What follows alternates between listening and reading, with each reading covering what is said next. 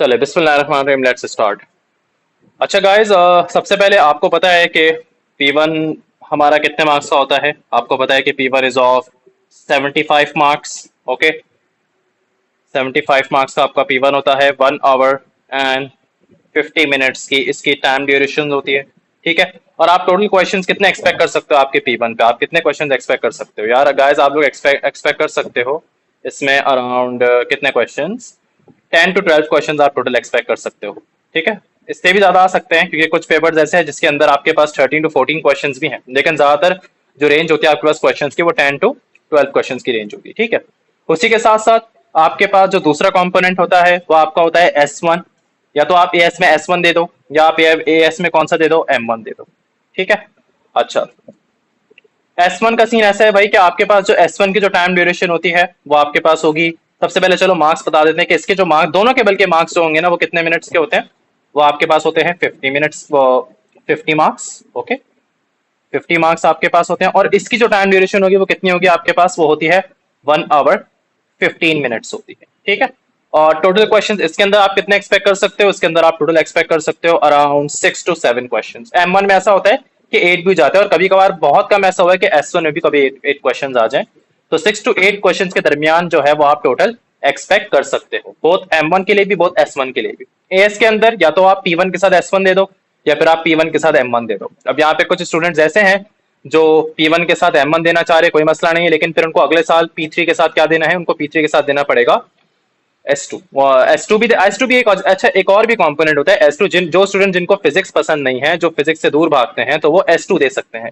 But अगर M1 पढ़ोगे मुझसे तो यार M1 बिल्कुल आप लोग को अच्छा समझ में आ जाएगा। S2 भी अच्छा है, बट M1 अगर मैं बात करूँ तो M1 पूरे S1, M1 और S2 तीनों में सबसे ज्यादा आसान M1 कहलाएगा। ठीक है, और चलो हम फिर शुरू करते हैं। S1 और M1 दोनों के बैचेस मैं स्टार्ट करूंगा जुलाई के फर्स्ट वीक से। ठीक है, अभी क्या, अभी सिर्फ और सिर्फ हम P1 पढ़ेंगे, और मिड ऑफ जून से हम P3 भी पढ़ेंगे। अंशरा मेरे ख्याल में आप P3 के लिए हो, तो हम लोग P3 इंशाल्लाह ताला मिड ऑफ जून से स्टार्ट करेंगे। ओके, तो चले अब P1 के मैं टॉपिक्स नोट डाउन कर लेता हूँ। एक मिनट, आवाज बोले, हाँ ठीक है। अब P1 के जो है मैं टॉपिक्स यहाँ पर नोट डाउन कर लेता हूँ कि किस पैटर्न में हम लोग टॉपिक्स को सारा सारा कवर करेंगे। ठीक है, अब P1 के अंदर जिसको हम कहते हैं प्योर मैथमेटिक्स। ठीक है,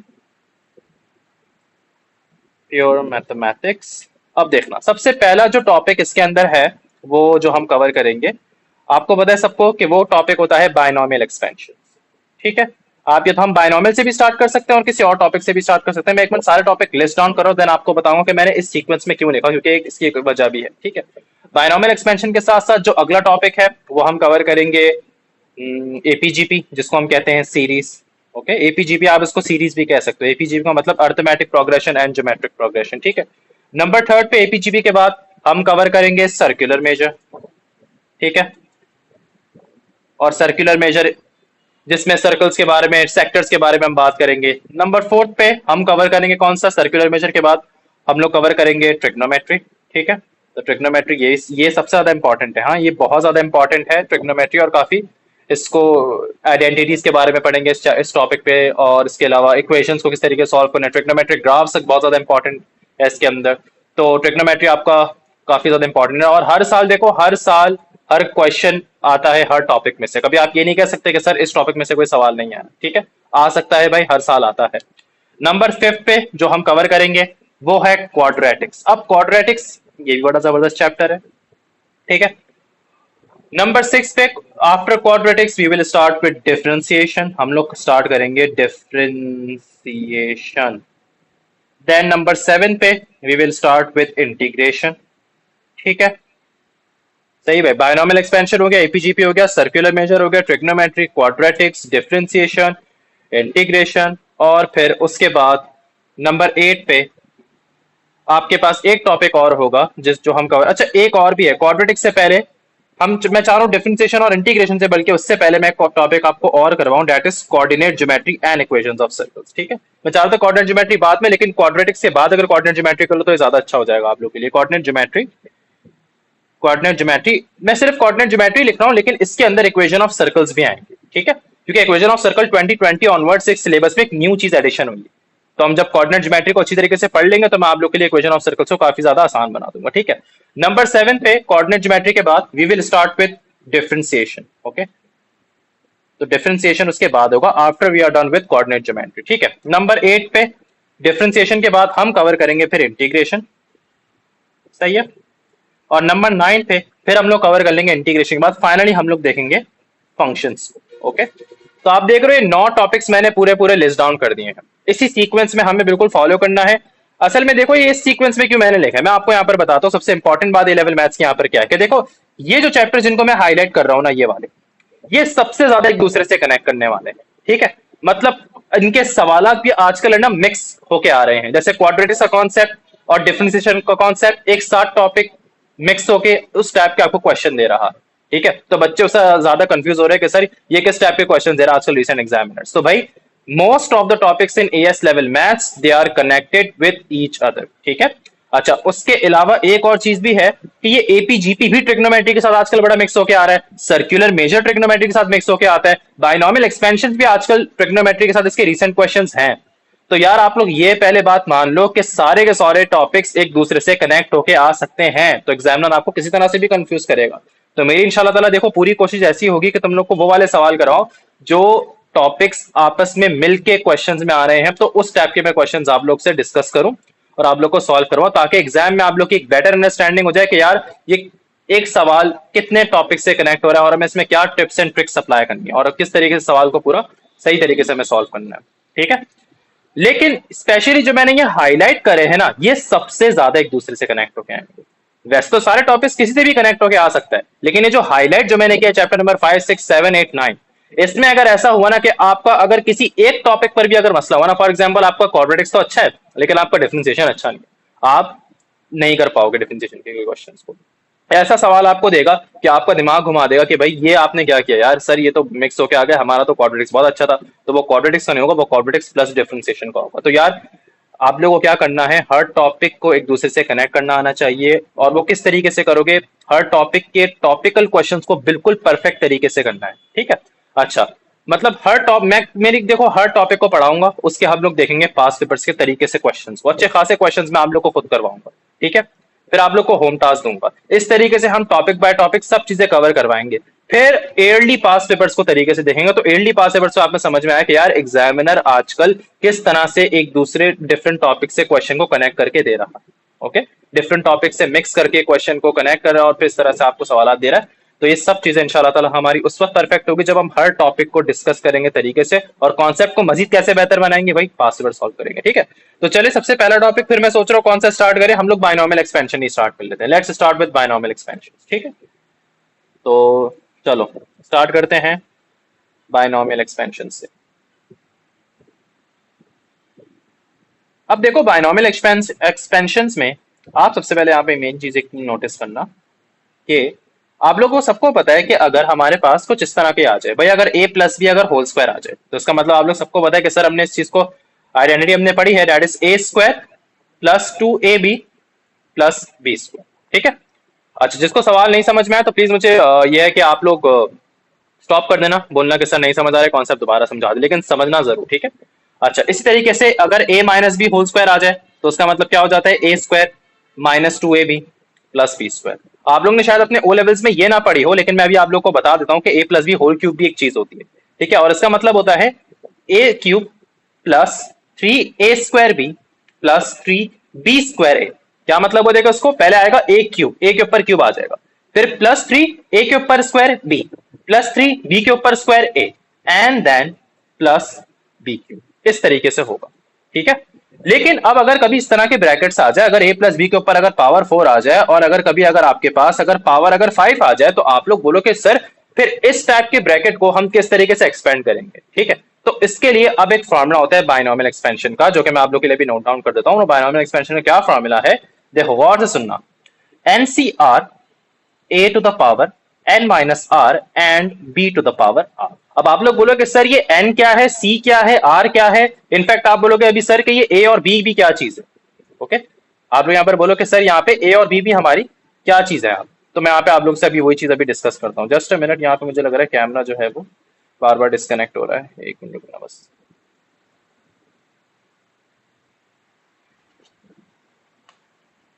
लेने की यहाँ पे जरूरत नहीं है। तो यहाँ पर क्या हो जाएगा, देखो 0 1 2 3 4 5 6 कितने टर्म्स हो गए? टोटल 7 टर्म्स निकलेंगे। यानी कि अगर मैं इस ब्रैकेट को अगर एक्सपेंड करूंगा तो टोटल कितनी टर्म्स आएंगी मेरे पास? टोटल 7 टर्म्स आएंगी। देखो जितनी पावर होती है ना उससे एक ज्यादा मतलब उससे एक नंबर ज्यादा एक्सपेंशन निकलती है। जैसे कि अगर पावर ओवरऑल 6 है ना तो टोटल 7 टर्म्स निकलेंगे। जैसे कि आपको तो अंदाजा लगाओ ना यार कि अगर मैं कह दूं x+2 होल स्क्वायर तो उसकी टोटल कितनी टर्म्स होती है? 3 टर्म्स निकलती है ना, क्योंकि देखो पावर 2 है लेकिन टर्म्स कितनी निकलेंगे? टर्म्स 3 निकलेंगे। जैसे कि अगर मैं आपसे बोलूं a² plus 2ab plus b² कितनी टर्म्स निकली? 3 टर्म्स निकली। इसको एक्सपेंशन करोगे तो कैसे होगा ये? x² प्लस 2 मतलब a² प्लस 2, a कितना है? x है, b कितना है? 2 है, प्लस b² दैट इज 4, तो ये कितना हो गया? x² plus 4x plus 4। तो देखो ना कितनी टर्म्स हो गई? 3 टर्म्स हो गई। पावर ओवरऑल क्या थी? स्क्वायर थी, ठीक है। और टर्म्स कितनी एक्सपेंशन होके निकली? 3 टर्म्स। तो जितनी आपके पास ओवरऑल पावर है ना, ठीक है, उससे एक ज्यादा टर्म्स टोटल एक्सपेंड होके निकलेंगे। जैसे अगर पावर ओवरऑल 6 है तो अगर मैं इस ब्रैकेट को एक्सपेंड करूं using this formula, okay, using this formula, तो टोटल कितनी टर्म्स आपके पास निकलेंगी? टोटल 7 टर्म्स आपके पास निकलेंगी। यहां तक बात क्लियर है? अंशुल आपको क्लियर हो रहा है सब कुछ? जी यस, सर। क्लियर।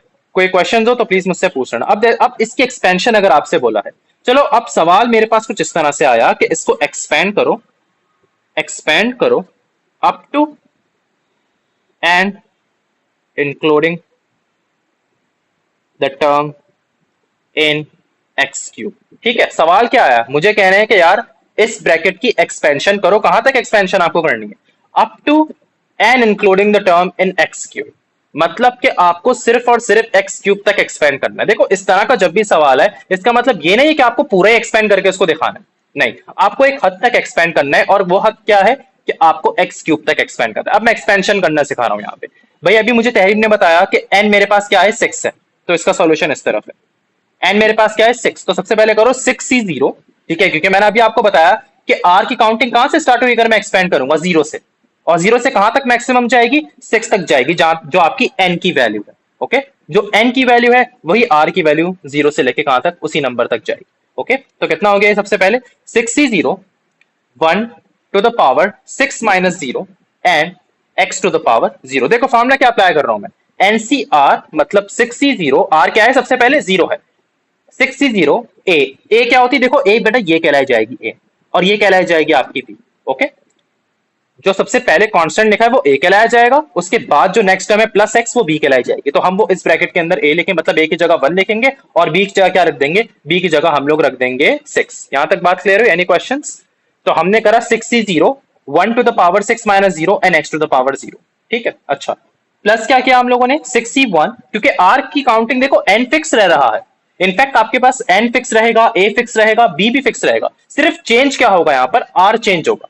ओके, क्योंकि आर आपकी एक्सपेंशन को आगे तक लेके जाएगा। देखो ना, पहले आर 0 था, आर 1 हो जाएगा, फिर आर 2 हो जाएगा, फिर आर 3 हो जाएगा। तो मैं यही फॉर्मूला अप्लाई करूंगा, लेकिन अब आर की वैल्यू सेकंड टर्म निकालने के लिए क्या रखूंगा?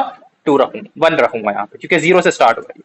तो आर की वैल्यू क्या हो जाएगी? 1 हो जाएगी। देखो ये सबसे पहले टर्म निकली क्योंकि 0 से स्टार्ट हो रही है। तो सेकंड टर्म कैसे निकलेगी? जब आप आर की वैल्यू को 1 रखोगे। तो 1 और ए कितना है? देखो 1, ये तो 1 ही है आपके पास, तो पावर 6 माइनस 1 एंड बी क्या है? प्लस एक्स, तो एक्स के ऊपर पावर क्या रख दोगे? 1 रख दोगे। ओके, उसके बाद होगा 6c2, ठीक है, 1 to the power 6 minus 2 and then x to the power कितना हो जाएगा? फिर ये 2 हो जाएगा। आपको कहां तक एक्सपेंड करना है? आपको x³ तक एक्सपेंड करना है। फिर ये हो जाएगा plus 6c3 1 to the power 6 minus 3 and x to the power कितना हो जाएगा? 3 हो जाएगा। आप और मजीद पे एक्सपेंड कर सकते हो। आप अगर कुछ स्टूडेंट्स यहाँ पे करेंगे ना 64 1 to the power 6 minus 4 and x to the power 4, आप ये देखो यार कि हमें एक्सपेंड कहां तक करना है? सिर्फ x³ तक तो करना है। फिर तो आप यहाँ पे x4 को क्यों लेकर आ रहे हो? x³ तक तो एक्सपेंशन करनी है भाई, तो अपनी एक्सपेंशन को यहाँ पे रोक दो। हालांकि मजीद एक्सपेंड हो सकती है, देखो कहां तक एक्सपेंड होगी? जब तक आपकी r की वैल्यू क्या हो जाए? 6 ना हो जाए। मतलब 65 भी हो सकता है, 66 भी हो सकता है इसके बाद, ठीक है। लेकिन उसने सवाल में खुद ही तो हमें बोला है कि यार x³ तक करो, तो भाई टाइम क्यों जाया करें? हम लोग सिर्फ यहीं तक स्टॉप कर दें, सही है। और आगे ऐसे शो कर दो कि आगे मजीद एक्सपेंशन हो सकती थी, लेकिन हमें सिर्फ कहां तक चाहिए? हमें सिर्फ और सिर्फ x³ तक चाहिए, क्योंकि क्वेश्चन पे मेंशन है ये चीज, ठीक है। यहां तक क्लियर? अब 6c0 कितना हो जाएगा? 6c0 हमेशा 1 होता है। ये बात याद रखो कि अगर n की वैल्यू अगर कोई सी भी हो, अगर आपकी चाहे 6 के बजाय अगर 8 आ जाए, 9 आ जाए, उसका c0 हमेशा 1 के बराबर होता है। और 1 टू द पावर 6 कितना हो जाएगा? ये भी 1 ही कहलाया जाएगा। एनीथिंग टू द पावर 0 कितना हो जाएगा यार, ये भी 1 हो जाएगा। तो ओवरऑल फर्स्ट टर्म तो सिर्फ 1 ही निकली है, ठीक है, यहाँ तक क्लियर। अच्छा 6c1 कितना होता है, 6c1 का मतलब होता है 6। इनफैक्ट अगर आप nc1 करोगे ना, n किसी भी n के लिए, देखो अभी तो n 6 है, लेकिन किसी भी n के लिए अगर आप nc1 करोगे तो इसके लिए रिजल्ट हमेशा n के ही बराबर आएगा। तो इसका मतलब 6c1 कितने के बराबर हो जाएगा, 6 हो जाएगा। 1 टू द पावर 6 माइनस 1 यानी कि 1 टू द पावर 5। मैं अभी बहुत बेसिक समझा रहा हूँ, आगे जाके थोड़ा एडवांस में भी चलेंगे हम लोग, ठीक है। फिर क्या करेंगे, देखो 62 कितना हो जाएगा, आपको पता है 62 will be 15। 1 to the power 6 minus 2 that is 4 and x के ऊपर क्या आ जाएगा, स्क्वायर आ जाएगा। ओके 63 कितना होता है, 63 इज 20, ठीक है। ये आप अच्छा ये कैसे चेक करोगे 63 को, ये आप कैलकुलेटर के थ्रू चेक करोगे। मैं बताता हूं, पहले 6 लिखो, शिफ्ट दबाओ, डिवीजन का बटन दबाओ कैलकुलेटर में, तो सी खुद लिखा हुआ आ जाएगा। ओके तो आप लोग को यही बता दें कि मैंने असल में डायरेक्ट वैल्यू कैलकुलेट कर सकता हूं, अभी आप लोग कैलकुलेट नहीं कर सकते। आप लोग को आखिर आगे बताऊंगा कि चीज की कैलकुलेट कैसे कर सकते हो 63 को, मैं डायरेक्ट दिमाग में इसको कर लेता हूँ। ओके तो 63 कितना हो जाएगा 20, और just a minute, one more student wants to join. 63 कितना हो जाएगा भाई 20। 1 to the power 6 minus 3 that is 1, और साथ में आप यहाँ पे लिख दो बेटा 1 के ऊपर पावर क्यूब एंड x के ऊपर पावर, मतलब 1 x के ऊपर पावर क्यूब भी आ रही, ठीक है। फिर मैं फाइनली 1 प्लस 6 1 6, तो ये हो जाएगा 6x plus 15x square and then plus 20x के ऊपर आ जाएगा क्यूब। और मेरी एक्सपेंशन मजीद चलती जा रही है। तो मैं देखो मैंने कहा तक एक्सपेंड कर लिया, x क्यूब तक देखो मैंने एक्सपेंड करके इसको पूरा दिखा दिया। ओके यहाँ तक किसी को सवाल, कोई मसला? अस्सलाम वालेकुम सर। वालेकुम सलाम हुसैन, कैसे हो? अल्लाह का शुक्र सर, आप कैसे हैं? अल्हम्दुलिल्लाह अल्हम्दुलिल्लाह बिल्कुल सही। ठीक है गाइस यहाँ तक क्लियर है? हाँ तहरीम आपको क्लियर हुआ? Yes sir. तहरीम पढ़ा हुआ है पहले बायनोमियल? जी पढ़ा हुआ है। आसान है, अभी तो बिल्कुल आप समझो बेसिक ही स्टार्ट करा रहा हूँ। इस चैप्टर में ज्यादातर किस क्वेश्चन में इशू होता है आप लोगों को? जब कोफिशिएंट्स मालूम कर ले, जब बोले क्वेश्चन मालूम करने का कह दे, बोले कोफिशिएंट्स निकालो, उस तरह के क्वेश्चन में इशू होता है। जी जिसमें कोई वैल्यू स्पेसिफाइड होती है कोफिशिएंट की। हाँ वो अंदर कुछ ब्रैकेट में ए वगैरह कुछ लिखा हुआ आ जाए ना, जी बहुत अच्छी ट्रिक है उसके पास में, उसमें उसकी मेरे पास भी।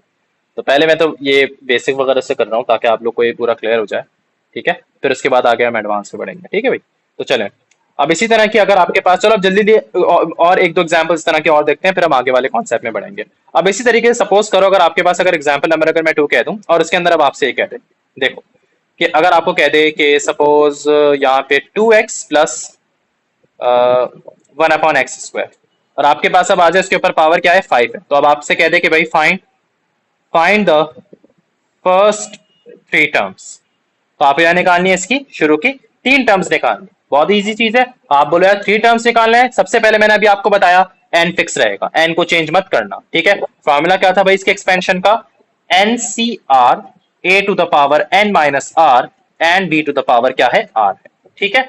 जहां पर मैं ये कह सकता हूं कि इस क्वेश्चन के अंदर मेरे पास n क्या है, देखो ओल ब्रैकेट के ऊपर पावर दैट इज 5, तो हम करेंगे 5 सी आर, आर कहां से स्टार्ट होता है, 0 से स्टार्ट होगा हमेशा, तो 5c0 2x to the power 5 minus 0 and क्योंकि a देखो ना ये चीज क्या है, ये चीज पूरी a है, और ये प्लस 1/x² क्या है, ये है आपके पास b, तो a to the power 5 minus 0 मतलब 2x के ऊपर पावर है 5 माइनस 0 एंड 1/x² के ऊपर पावर क्या है 0।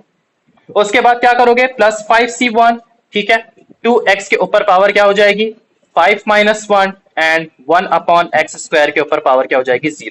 तो ये आपके सेकंड टर्म निकल चुकी है, वो सॉरी 1 हो जाएगी क्योंकि उसके बाद r को इक्वेट करें। देखो ना यार गाइस ये फार्मूला, ठीक है।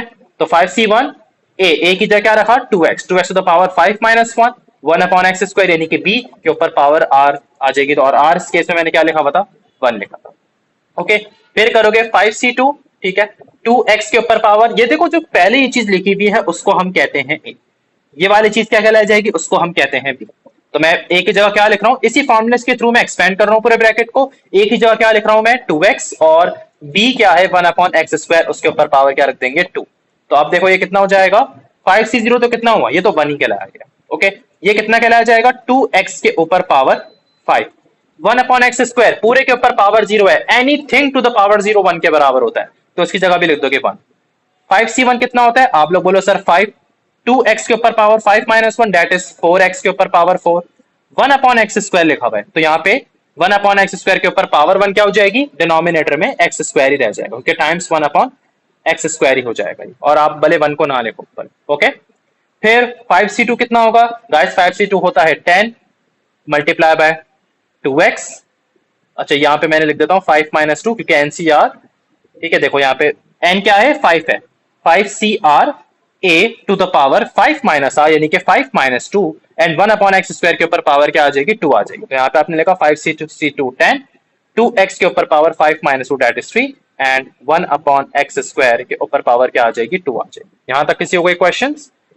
अब देखो 2x के ऊपर जब पावर 5 है तो यहाँ 2 के ऊपर भी पावर 5 आ जाएगी, x के ऊपर ही पावर 5 आ जाएगी, तो हम 2 के ऊपर ही पावर 5 लगा देंगे, x के ऊपर ही पावर 5 लगा देंगे, ओके। प्लस 5, 4x के ऊपर पावर 4 है तो 4 के ऊपर भी पावर क्या आ जाएगी 4 आ जाएगी। अच्छा यहाँ पे 2x लिखना था मुझे, ठीक है, हाँ वो थोड़ी थोड़ी सिली मिस्टेक्स यहाँ पे पता नहीं आज मुझसे हो रही है। यहाँ पे 2x के ऊपर पावर 4 है ना, तो यहाँ पे क्या हो जाएगा 2 के ऊपर ही पावर 4 आ जाएगी और x के ऊपर ही पावर 4 आ जाएगी। मैं 2 के बजाय यहाँ पर 4 लिख रहा हूँ, इसको जरा इग्नोर करना, ये थोड़ी सी सिली मिस्टेक जरा हो रही है, ओके। और नीचे क्या लिख दिया एक्स स्क्वायर, ओके।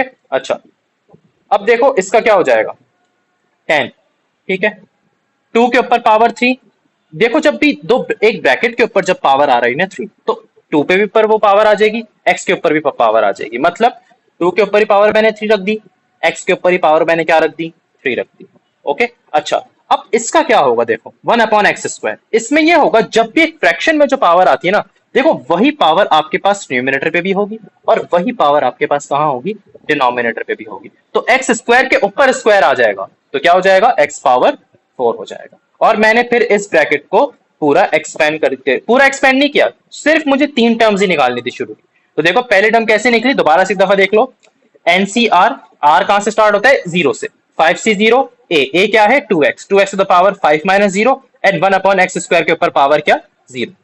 फिर आएगा 5c1, आर की वैल्यू क्या है 1, a to the power a कितना है 2x to the power 5 minus 1, 1 upon x square के ऊपर पावर 1, मतलब NCR a to the power n minus r and b to the power r, r क्या था 1 के बराबर था। इसमें भी देखो यही फॉर्मूला अप्लाई किया है, NCR a to the power n minus r b to the power r, n क्या है 5 है, आर क्या है इस बार 2 है, क्यों, क्योंकि मैं यहाँ पे थर्ड टर्म निकाल रहा हूँ, आर इज इक्वल टू 0 से पहली टर्म निकली थी, आर की वैल्यू 1 रखने से दूसरी टर्म निकली थी, आर की वैल्यू 2 रखने से तीसरी टर्म निकल जाएगी, ठीक है। 5c2 ए क्या है भाई यहाँ पे देखो ब्रैकेट में 2x है, तो 2x के ऊपर पावर क्या आ जाएगी 5 माइनस 2, 1 अपॉन एक्स स्क्वायर के ऊपर पावर क्या आ जाएगी 2 आ जाएगी, सिंप्लीफाई किया और अब यहाँ पे अपना फाइनल आंसर को लिख दो अपने लिए। अब सिर्फ कैलकुलेटर का गेम है, आप लोग यहाँ पे कैलकुलेट कर लेना इसको, 2 की पावर 5 32, ये कितना हो जाएगा 2 की power 4 is 16, 5 multiply by 16 is 80, ये हो जाएगा 80 x square upon x power 4, ठीक है, अपॉन एक्स स्क्वायर ऊपर 4 है नीचे एक्स स्क्वायर है, हाँ सही है। तो क्या हो जाएगा ये इससे कैंसिल होकर सब्ट्रैक्ट हो गया, तो ऊपर सिर्फ और सिर्फ क्या बचा एक्स स्क्वायर बच गया, ठीक है। ये कितना हो जाएगा 2 के ऊपर power cube that is 8, 8 multiply by 10 that is again 80, 80 x cube 1 का तो स्क्वायर वो तो 1 ही कहलाया जाएगा, और डिनोमिनेटर में क्या है एक्स पावर 4 है, ये इससे कैंसिल होकर नीचे सिर्फ एक ही एक्स बचा क्योंकि ऊपर एक्स क्यूब था नीचे एक्स पावर 4 था, तो 80 अपॉन एक्स, तो आपके पास ये 3 टर्म्स निकल चुकी हैं। यहां तक कोई क्वेश्चंस, कोई मसला? सर एक दफा फॉर्मूला तो दोबारा समझा दें।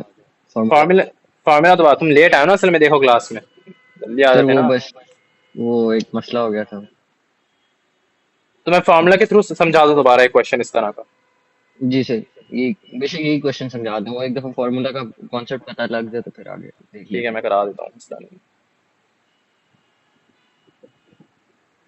हाँ ये देख लो, जैसे कि चलो यार एक नई एग्जांपल से तुम देख लेता हूँ, एक लास्ट एग्जांपल और कर लेते हैं यार। सपोज करो कि अगर इस तरह का आपके पास अगर कोई सीन आ जाए, अब एग्जांपल, फिर इसके बाद मैं आगे बढ़ जाऊंगा, ठीक है। एग्जांपल नंबर 3 देखना, अगर आपके पास कभी आ जाए कि चलो 3x प्लस 4 अपॉन एक्स आ जाए, चलो इस तरह का अगर कोई ब्रैकेट अगर आ जाए और उसके ऊपर पावर सपोज करो लगी हुई 6, ठीक है।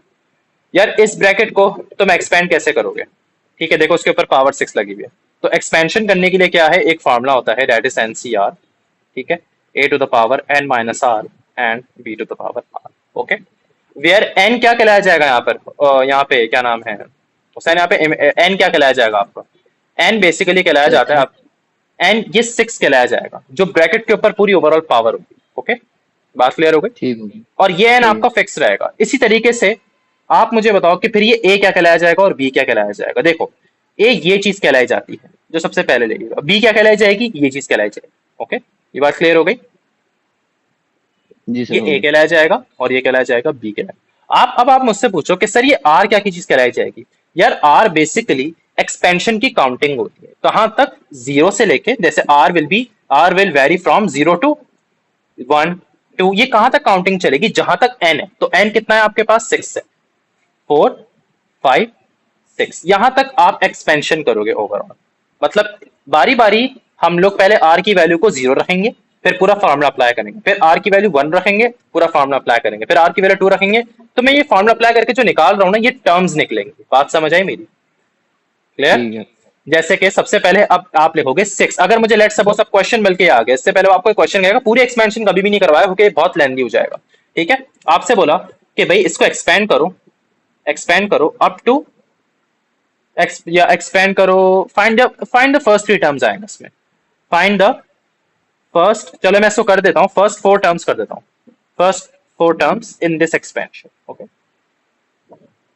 इस ब्रैकेट के एक्सपेंशन में कितनी टर्म्स निकालो, शुरू की 4 टर्म्स निकालो। कैसे निकालोगे, देखो गौर से सुनना आप मेरी बात, सही है? अब देखो बारी बारी एक एक करके हम ये फॉर्मूले को अप्लाई करेंगे। ओके, इस फॉर्मूले को हम एक एक करके अप्लाई करेंगे। देखो एन की वैल्यू भी क्या थी, आपने बोला सर एन की वैल्यू क्या होगी, एन की वैल्यू फिक्स रहेगी जो कि है 6। ठीक है, तो हमने पहले करा 6c, मैंने कहा था आर की स्टार्टिंग कहां से हो रही है, 0 से, तो आप करोगे 6c0। ये बात समझ आई? फिर उसके बाद ए क्या है, देखो ए क्या है, यहाँ पे 3x है, तो ए की जगह लिख दिया हमने 3x to the power 6 minus 0। Okay, and 4 upon x के ऊपर पावर क्या आ जाएगी, 0। देखो क्या फॉर्मूला यहाँ पर अप्लाई हुआ है, क्या फॉर्मूला अप्लाई हुआ है यहाँ पर, NCR, R मैंने पहले क्या रखा था, R मैंने रखा था 0, तो 6CR, N तो फिक्स रहेगा, 6CR 6C0, A क्या है 3x है, to the power 6 minus 0, and B क्या है 4 अपॉन x, तो 4 अपॉन x के ऊपर पावर क्या आ जाएगी, 0 आ जाएगी। यस बोलो हुसैन। सर वो 6 के बाद से दोबारा बताइए, मेरा नेट बंद हो गया था। बेटा प्लीज इस चीज को सही करो हुसैन, सॉरी, बस वो आज का मसला है, बस फिर कल ठीक हो जाएगा सारा। दोबारा देखो। देखो मैंने भी आपको क्या बताया कि इस ब्रैकेट की एक्सपेंशन करनी है, n के ऊपर पावर क्या है, 6 है। ओके, n के ऊपर पूरे ब्रैकेट के ऊपर पावर क्या है, 6 है। ओके, पूरे ब्रैकेट के जी सर, ऊपर वो पावर समझ आपके आ पास गया। 6 है। अब सुनो, इस ब्रैकेट की मुझे एक्सपेंशन करनी है, मुझे कितनी टर्म्स निकालनी है, शुरू की बताओ, 4 टर्म्स चार। निकालनी है। ओके, अब सुनो, r की वैल्यू कहां तक है, 0 से लेके कहां तक, 6 तक, मतलब ये टोटल r की वैल्यूज हो सकती है, लेकिन हमें तो सारी आर की वैल्यूज नहीं रखनी है। मतलब हम ऐसे नहीं करेंगे NC0 रहेंगे, NC1 रहेंगे, NC2 रखेंगे, NC3 रखेंगे, NC4 5 6, नहीं, हमें अगर सिर्फ 4 टर्म्स चाहिए ना शुरू की, तो हम सिर्फ और सिर्फ यहां तक एक्सपेंशन करेंगे। मतलब आर की वैल्यू पहले 0 रखेंगे, आर की वैल्यू फिर 1 रखेंगे, फिर आर की वैल्यू 2 रखेंगे, और फिर आर की वैल्यू क्या रख देंगे, 3 रख देंगे। ठीक है, ठीक। अब देखो ठीक है। एक्सपेंशन कैसे हो रही है। पहले आप करोगे 6, एन की वैल्यू फिक्स रहेगी 6C0, एक देखो ना, ये फॉर्मूले को देखते जाओ, ए की वैल्यू क्या है 3x है, तो 3x के ऊपर power 6 minus 0, and 4 upon x के ऊपर पावर 0। बेटा क्या फॉर्मूला अप्लाई किया मैंने यहाँ पे, NCR, r की वैल्यू क्या थी सबसे पहले 0, तो 6C0 a to the power n minus r, तो मैंने कर दिया 6 माइनस r क्या है 0, एंड 4 अपॉन x लिखा हुआ है, तो 4 अपॉन x के ऊपर पावर क्या हो जाएगी r क्या है सबसे पहले 0। फॉर्मूला आया किस तरह से मैंने समझाया, ये क्लियर हुआ? जी सर, ये होगा। अच्छा, उसके बाद क्या करोगे, उसके बाद करोगे 6C1। ओके, फिर दोबारा से रहोगे a to the power 6 minus 1, and 4 upon x के ऊपर पावर 1। ये बात समझ आई? जी सर, ये भी अब r की वैल्यू क्या हो गई, 1 हो गई। इसी तरीके से अब करोगे 62। ये देखो, ये आपकी फर्स्ट टर्म निकली थी पूरी, ये हो जाएगी सेकंड टर्म। हम एक एक करके फॉर्मूला अप्लाई कर रहे हैं, r की वैल्यू को चेंज कर रहे हैं और नई नई टर्म्स निकाल रहे हैं। ओके, तो अब आपने r की जगह क्या रखा, r की जगह 2 रखा, 3x के ऊपर पावर कितना, n माइनस r, मतलब 6 माइनस 2, और 4 अपॉन x के ऊपर पावर क्या r कितना है 2। इसी तरीके से आपने करा, देखो ये 3 टर्म्स निकल गई, हमें कितनी टर्म्स निकालनी है, 4 टर्म्स। इस तरह से इसको करोगे कितना, तो ये हो जाएगा प्लस 6C3, सही है, 3x के ऊपर power 6 minus 3, and 4 upon x के ऊपर पावर कितना 3 आ जाएगी। तो ये कितनी टर्म्स आ गई टोटल, देखो first term, second term, third term, fourth term. First term में r की वैल्यू 0 रखी थी, 6C0, वही फॉर्मूला अप्लाई किया। सेकंड टर्म के लिए r की वैल्यू 1 रखी थी, वही वैल्यूज रखी, वही फॉर्मूला अप्लाई किया, सेकंड टर्म आ गई। थर्ड टर्म के लिए r की वैल्यू क्या रखी, 2 रखी, ओके, वही चीज रखी, वही फिक्स वैल्यूज रखी, वही फॉर्मूला अप्लाई किया, थर्ड टर्म आ जाएगी। फोर्थ टर्म के लिए r की वैल्यू 3 रखा, आ गया। नहीं आया समझ में, यहाँ तक एनी सर आ क्वेश्चन? गया। आ गया, पक्की नो बात सर। है, अब कुछ पूछना जी तो सर नहीं। पक्की बात। और फिर आप इसको नहीं नहीं। इनफैक्ट कैलकुलेटर के थ्रू मैं बताता हूँ 6C0 कितना होता है। अच्छा, कैलकुलेटर में कैसे चेक करोगे, देखो n की वैल्यू है 6, आप इस 6C0 को कैलकुलेटर में कैसे चेक करोगे यार, आप लोग के पास कैलकुलेटर में शिफ्ट का बटन पहले 6 लिखो, ठीक है हुसैन, ये आपके लिए क्योंकि मैंने आपसे पहले बता दिया स्टूडेंट्स को। लिखो 6, शिफ्ट दबा के डिवीजन का बटन और फिर 0 दबा दो, तो 6C0 खुद लिखा हुआ आ जाएगा। ओके, इनफैक्ट 6C0 n कोई सा भी अगर n की वैल्यू वो हमेशा 1 ही कहलाई जाएगी, तो ये हो जाएगा 1, 3x के ऊपर पावर 6 माइनस 0 डेट इज 6, ठीक है, 4 अपॉन x के ऊपर power 0, anything to the power 0 कितना होता है 1, तो 4 अपॉन x के ऊपर जो पावर आएगी वो क्या आ जाएगी 0, 1 आ जाएगी, ओके, क्योंकि anything to the power 0 is equals to 1। अच्छा, 6C1 कितना हो जाएगा, 6C1 विल बी 6, सही है। 3x के ऊपर पावर कितनी, 6 माइनस 1 डेट इज 5, तो यहाँ पे लिख दो 3x के ऊपर पावर कितनी 5, और फिर 4 अपॉन x के ऊपर पावर, अगर इसके पूरे फ्रैक्शन के ऊपर अगर पावर 1 ही लगी हुई है तो वो 4 अपॉन x ही बन जाएगा, ठीक है, तो ये टाइम्स हो जाएगा 4 अपॉन x। इसी तरीके से देखो 62 कितना हो जाएगा, 62 विल बी 15, ओके, 3x के ऊपर पावर 6 माइनस 2 डेट इज 4, तो उसका मतलब 3x के ऊपर पावर 4, ये बात समझ आई। और इसी तरीके से 4 अपॉन x के ऊपर पावर स्क्वायर, तो एक अब एक फ्रैक्शन के ऊपर पावर स्क्वायर लगेगी ना, तो उसके न्यूमिनेटर में भी स्क्वायर, डिनोमिनेटर में भी स्क्वायर, तो मतलब 4 के ऊपर भी स्क्वायर डेट इज 16, और डिनोमिनेटर में x के ऊपर भी स्क्वायर। यहां तक बात समझ आई, देखो क्लियर हुआ? आप हुसैन बता दो मुझे। जी सर क्लियर है। और इसी तरीके से 63, ये भी कैलकुलेटर से चेक करो, मुझे डायरेक्ट वैल्यूज याद है, इसलिए मैंने डायरेक्ट वैल्यू से कैलकुलेट कर सकता हूं, तो 63 कितना हो जाएगा, इट विल बी 20, तो 20, 3x के ऊपर power 6 minus 3 that is 3, and 4 के ऊपर क्यूब, तो 4 के ऊपर cube will be what, it will be 64, 64 upon नीचे क्या आ जाएगा, x क्यूब आ जाएगा। अब ये देखो, ये आपकी फर्स्ट टर्म निकलेगी, ये आपकी सेकंड टर्म हो गई, या आपकी थर्ड टर्म हो गई, या आपकी फोर्थ टर्म हो गई। नहीं आया समझ में, देखो एनी क्वेश्चंस? तो ये अब 3x के ऊपर पावर 6 है ना, तो 3 के ऊपर भी पावर 6 आ जाएगी, x के ऊपर भी पावर 6 आ जाएगी, ये 3 के ऊपर भी पावर 5 आ जाएगी, ठीक है, और x के ऊपर ही पावर 5 आ जाएगी, ये हो जाएगा टाइम्स 4 अपॉन x। ये कितना हो जाएगा, 3 के ऊपर ही पावर 4 आएगी, x के ऊपर ही पावर 4 आ जाएगी, times 16 upon x square, okay.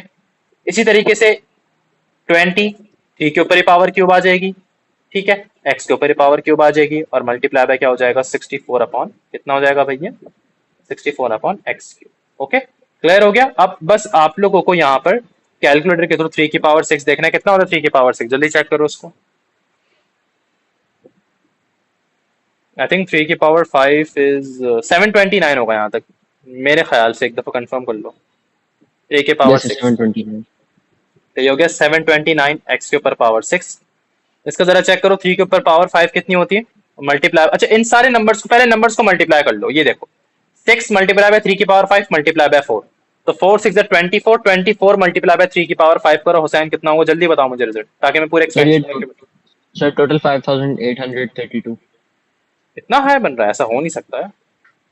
Sir मैं दोबारा चेक कर लेता हूँ। 6 मल्टीप्लाई बाय 3 की पावर 5 मल्टीप्लाई बाय 4, हाँ बल्कि हो सकता है 3 की पावर 5 क्योंकि 343 होता है एक दफा, लेकिन फिर भी चेक कर लो। जी सर यही आ रहा है क्या आ रहा है दोबारा, 5832। 5832, ओके, तो 5832।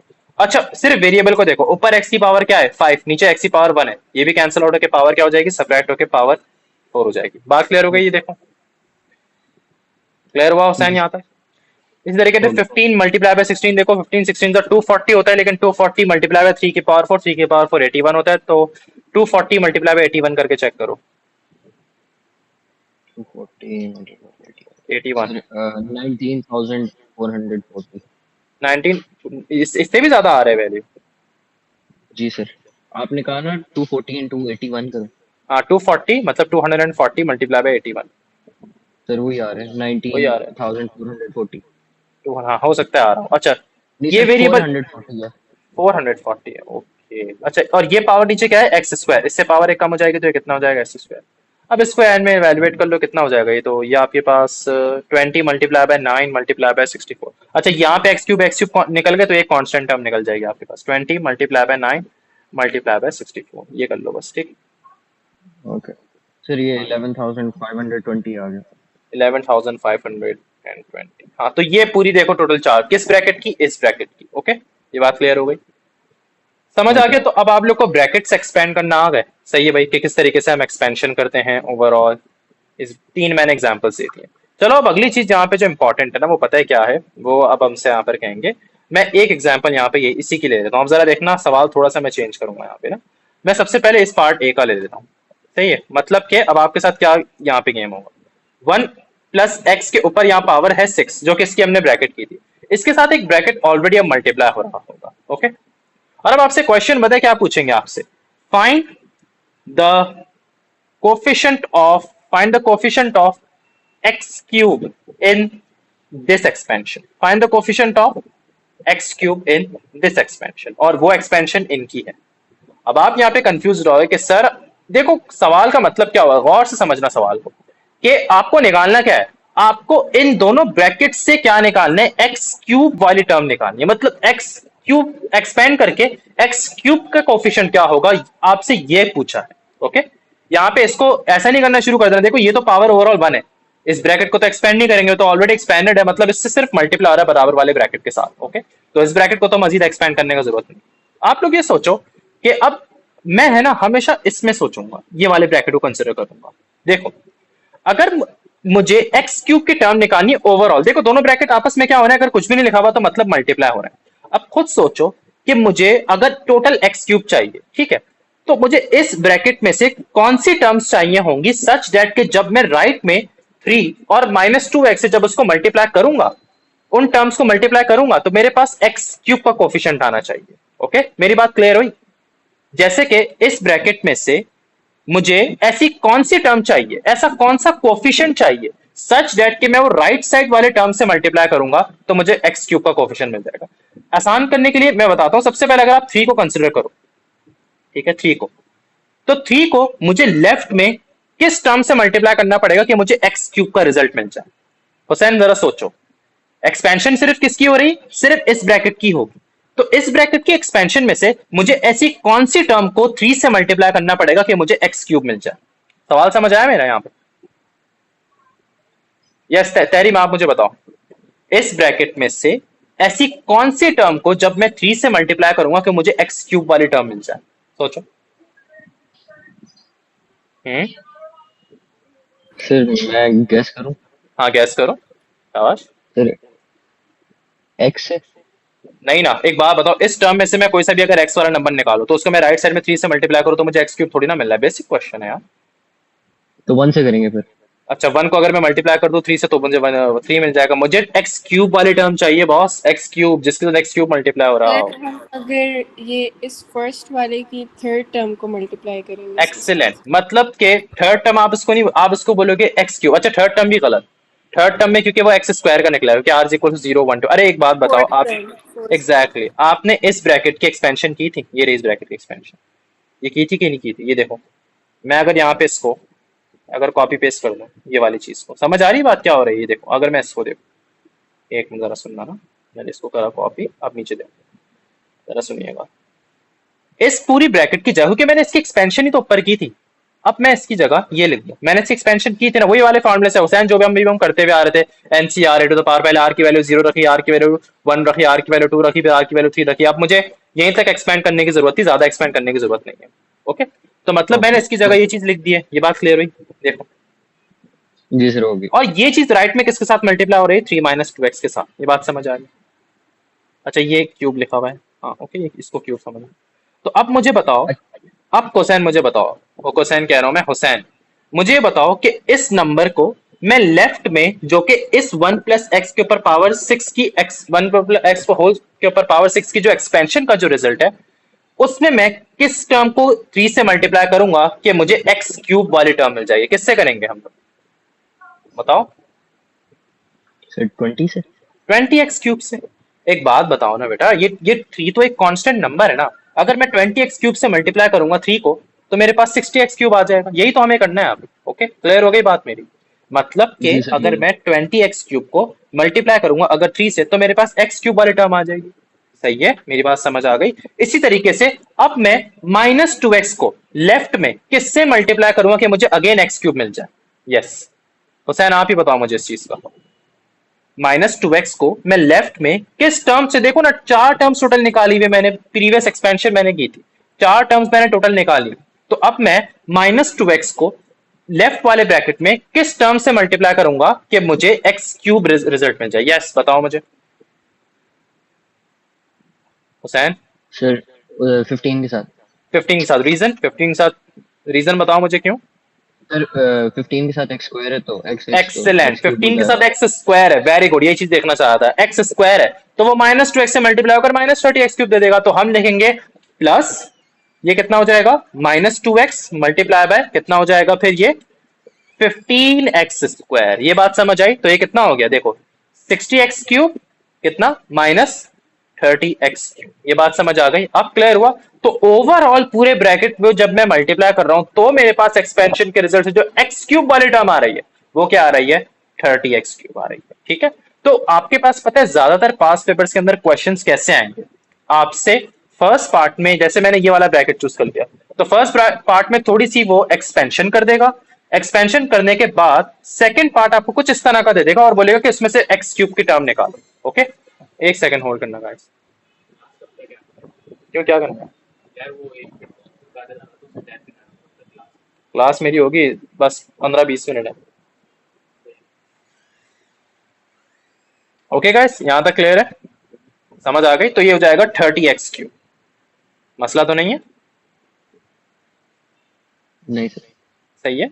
तो आपके पास पहले समझा था कि वो एक्स क्यूब चाहिए, वो उसको 3 के साथ मल्टीप्लाई करके मतलब ओवरऑल जब वो करेंगे तो मैं वो देखो देखो समझा आपको ये चीज नोटिस करना है कि ये दोनों ब्रैकेट है, उसमें से ये वाला ब्रैकेट को एक्सपेंड करेंगे हम। डायरेक्ट x को एक किसी से मल्टीप्लाई करने का नहीं सोचेंगे, क्योंकि इसके ऊपर पावर 6 है और इसके ऊपर पावर 1। ठीक है, तो एक्सपेंशन किसकी होती है जब 1 के अलावा कोई पावर, क्योंकि 1 तो पावर यार वो तो 1 ही है। अगर कोई और पावर आ रही है, जैसे भी हम बायनोमियल एक्सपेंशन कर रहे हैं, हम क्यों कर रहे हैं, ताकि इस तरह के जब नंबर्स आ रहे हैं तो हम उनकी एक्सपेंशन कैसे कर सके। ओके, समझ आई बात मेरी। तो हमने जब देखा 1 + x के ऊपर अगर पावर 6 है तो हमने इसकी एक्सपेंशन फर्स्ट पार्ट में, बल्कि वो आपसे एक्सपेंशन करवाएगा खुद। देखो जैसे आपसे कभी फर्स्ट पार्ट ऐसा आएगा, देखो फर्स्ट पार्ट इस तरह का आ जाएगा, फिर आपसे सेकंड पार्ट में ये पूछ लेगा, बोलेगा hence find the coefficient of x³ इनकी एक्सपेंशन में। तो जिस ब्रैकेट की आपने फर्स्ट पार्ट में एक्सपेंशन की होगी ना, अब सेकंड पार्ट में यही ब्रैकेट साथ मल्टीप्लाई होकर आएगा और आपसे बोलेगा कि अब मुझे कोफिशिएंट ऑफ x³ मालूम करके बता दो। ओके, ठीक ठीक है। होता है सर। सर तो वो बस उसने जितना कोफिशिएंट बताया होगा या जितना उसने कहा होगा बस उतना करना होगा, क्योंकि फुल पावर तक तो नहीं करना। नहीं नहीं नहीं, फुल पावर तक तो नहीं करना। ओके, ओके ओके, सही होता है सर। अच्छा मैं काम करता हूँ यार, मैं यहाँ पे असल में ना कैमरा मेरी क्योंकि बैटरी टैबलेट की नहीं है, मैं कैमरा भी ऑफ कर रहा हूँ। ठीक है, तो आप लोग अभी स्क्रीन पे ही रहो, स्क्रीन से देख लो।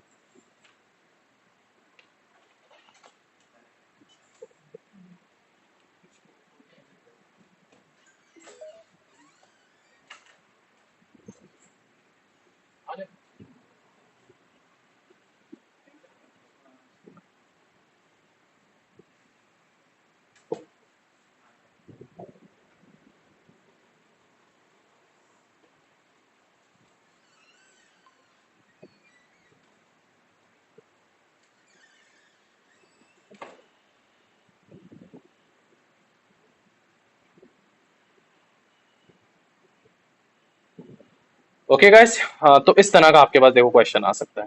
ठीक है, चलो अब मैं एक काम करता हूँ, ये वाला आप लोगों को एक क्वेश्चन बताता हूँ इस तरह का। ठीक है, जरा अगर अब ये एग्जाम्पल क्वेश्चन मेरा देखना आपसे, जैसे यहाँ पर अब बोलेंगे कि जरा रुक लेना, जैसे इस ब्रैकेट की अब एक्सपेंशन करवा दी, चलो 1 + 2x और उसके ऊपर पावर क्या आ जाए, उसके ऊपर पावर है सपोज करो 4 ना। और आपसे सेकंड पार्ट में क्या पूछा, आप सेकंड पार्ट में पूछेंगे हेंस, पहले तो इसको एक्सपेंड करो, मैंने कहा भाई इसको एक्सपेंड करो, expand up to the terms in कहाँ तक, in x² तक, इसको x² तक एक्सपेंड करना है। ठीक है, और अगले पार्ट में क्या आएगा कि hence find the coefficient of क्या बोलेंगे x² in दिस। अब ये देखना जरा ये क्या हो रहा है, 1 + 2x के ऊपर देखो, ये तो ऊपर एक पावर वही ब्रैकेट है, लेकिन यहाँ साथ में पता है क्या आ गया, लेट सपोज अब आ गया 3 - x के ऊपर एक होल स्क्वायर भी आ गया। अब आप लोग बोलोगे सर ये कैसे।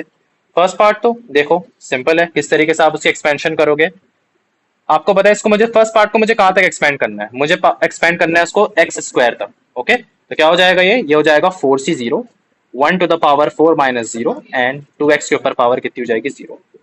फिर करोगे 4c1, ठीक है, हम करेंगे 1 to the power 4 minus 1 and 2x के ऊपर पावर क्या हो जाएगी 1 हो जाएगी। फिर करेंगे 4c2, 1 to the power 4 minus 2 and 2x के ऊपर पावर 2। यहाँ तक किसी को सवाल कोई इशू है तो मुझसे भी डिस्कस करें। आपको समझ आ गया ये? तहरीम समझ आ जी रही है? सर। Yes sir. क्लियर? और अंशर आप बताओ। जैसे देखो अब मैंने हर टर्म के लिए फॉर्मूला क्या अप्लाई किया है, NCR a to the power n minus r and b to the power r, ठीक है। सबसे पहले n की वैल्यू तो फिक्स रहेगी 2, a यहाँ पर क्या हो जाएगा 1, b यहाँ पर क्या हो जाएगा 2x हो जाएगा। तो आपने पहले रखा 4c0, a की जगह रखा 1, b की जगह रखा प्लस 2x। अच्छा अगर यहाँ प्लस 2x के बजाय अगर माइनस 2x होता ना तो आप लोग यहाँ ब्रैकेट के अंदर प्लस 2x की जगह क्या रखते, माइनस 2x रखते, ठीक है। तो हमने प्लस 2x रखा, उसके ऊपर पावर 0, फिर आपने करा 4c1 क्योंकि r की वैल्यू 1 हो गई, 1 to the power 4 minus 1 and plus 2x के ऊपर पावर 1। फिर करा plus 4c2, 1 to the power 4 minus 2 and 2x के ऊपर पावर क्या आ जाएगी 2। अब इसको सिंप्लीफाई कर लो। देखो अच्छा मैं एक और भी टेक्निक आपको बताता हूँ। कभी भी अगर ऐसी ब्रैकेट की अगर एक्सपेंशन है जिसके ऊपर यहाँ स्टार्टिंग में नंबर अगर 1 लिखा हुआ हो, क्या लिखा हुआ हो स्टार्टिंग में नंबर अगर 1 लिखा हो, तो आपको ये चीज फर्स्ट टर्म निकालने की जरूरत ही नहीं है। फर्स्ट टर्म कैसे निकाली थी, वही ना, देखो ना NCR, n क्या है 4, तो 4c0, r पहले 0 होता है, 1 to the power 4 minus 0 and 2x के ऊपर पावर 0। ये करने की जरूरत ही नहीं है। इसकी जगह डायरेक्टली मैं क्या लिख दूंगा 1 ही लिख दूंगा, क्योंकि इसका रिजल्ट भी 1 ही आया। लेकिन ये सिर्फ उसी शर्त में होगा जब आपके पास फर्स्ट टर्म क्या हो 1। ओके, फर्स्ट टर्म क्या हो 1 हो। फर्स्ट टर्म के अलावा अगर कोई 1 के अलावा अगर कोई नंबर हो ना फिर फॉर्मूला पूरा अप्लाई कर देना। लेकिन अगर 1 ही हो तो इसका मतलब आपको इसमें फर्स्ट टर्म तो पहले से पता है, that will always be equals to 1। तैरी में यहाँ तक बात क्लियर हो गई? अंशरा और हुसैन यहाँ तक क्लियर? जी सर। अच्छा उसके बाद क्या करोगे, 4c1 की जगह क्या रख दोगे 4 रख दोगे, 1 टू द पावर 4 माइनस 1, 1 के ऊपर क्यूब तो वो 1 ही कहलाया जाएगा, एंड 2x के ऊपर पावर 1 तो ये हो जाएगा 2x। That's it. 4c2 कितना कहलाया जाता है आप चेक करो उसको, 4c2 आई थिंक 6 कहलाया जाता है। ओके कैलकुलेटर इसको वेरीफाई कर लो, 4c2 is 6, 1 to the power 4 minus 2 that is 2 and 2x के ऊपर पावर 2 है। अब देखो 2 के ऊपर भी जब मल्टीप्लाई हो रहा है ना दोनों, तो 2 के ऊपर भी पावर 2 है, x के ऊपर भी पावर 2 है, so it's going to be 4x square. Okay क्योंकि 2 के ऊपर पावर होके स्क्वायर हो गया 4 और x के ऊपर पावर स्क्वायर लग गई। तो ये फर्स्ट पार्ट में मैंने एक्सपेंशन कर दी 1 plus 8x plus 24x square.